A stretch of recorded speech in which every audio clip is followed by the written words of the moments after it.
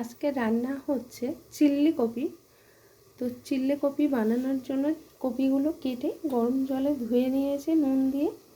না ধুলে পরে ছোট ছোট পোকা থাকে, তার জন্য কপিটা ভালো করে গরম জলে ধুয়ে নিতে হয়, তাহলে পোকাগুলো চলে যায়। তো আমি এখানে পরিষ্কার করে নিয়েছি। তো পুরো ভিডিওটা দেখতে থাকুন কিভাবে বানানো হচ্ছে চিল্লি ফুলকপি। এখানে নিয়েছি পেঁয়াজ, ক্যাপসিকাম। কড়াইতে সাদা তেল দিয়েছি, তেলটা গরম হয়ে গেছে। তো প্রথমে আমি কপিগুলো ভেজে নেব। কপিটা ভাজা হচ্ছে, কপিটা খুব ভালো করে ভেজে নিতে হবে।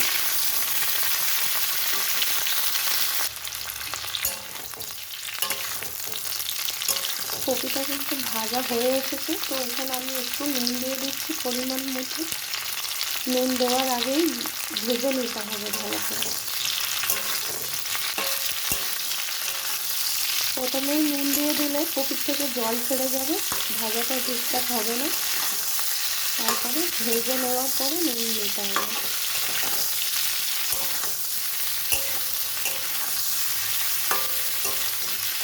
তো কপিটা আমি এখন নামিয়ে নিচ্ছি, ভাজাতে হয়ে গেছে।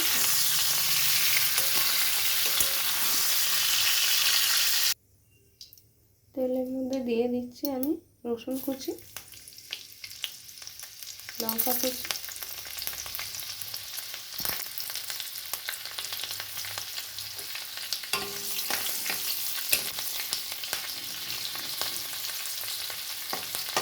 লঙ্কা রসুনটা একটু ভাজা হয়েছে। এখানে আমি দিয়ে দিচ্ছি ক্যাপসিকাম আর পেঁয়াজ।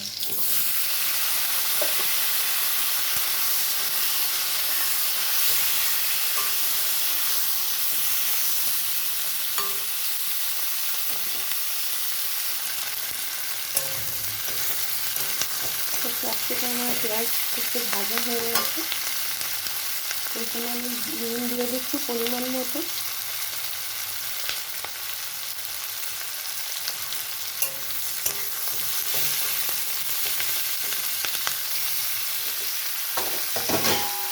এখন আমি ভেজে রাখা কপিটা দিয়ে দিচ্ছি।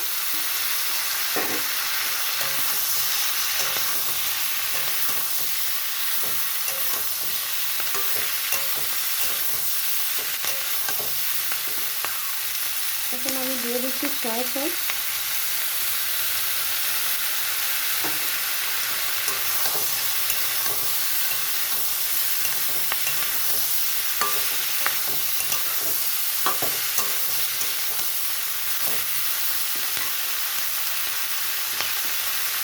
গ্যাসটা কমিয়ে রাখছি, গ্যাসটা বাড়ানো ছিল। এখানে দিয়ে দিচ্ছি টমেটো সস আর সয়া সস একসঙ্গে।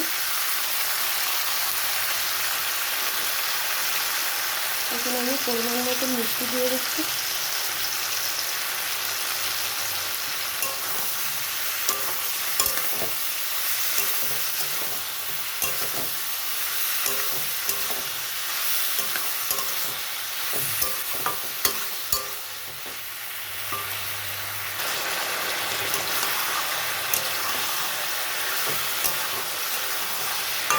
আপনারা চাইলে একটু সয়া সস বেশি দিতে পারেন, আমি এখানে কম দিয়েছি, খুব অল্প পরিমাণে দিয়েছি।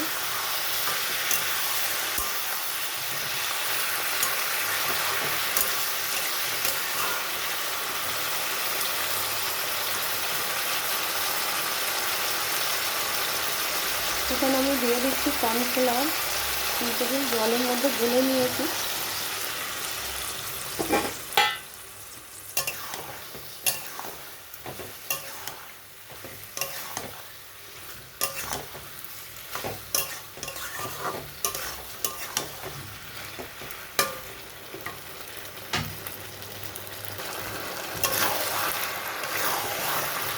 আপনারা চাইলে একটু টমেটো সস বেশি দিতে পারেন। দেখুন এটা হয়ে গেছে। তো আমি এটা নামিয়ে নিচ্ছি। তো দেখুন নামিয়ে নিয়েছি চিল্লি কপি। খুব সহজভাবেই রেসিপিটা বানিয়ে নিন ঘরেতে ঝটপট।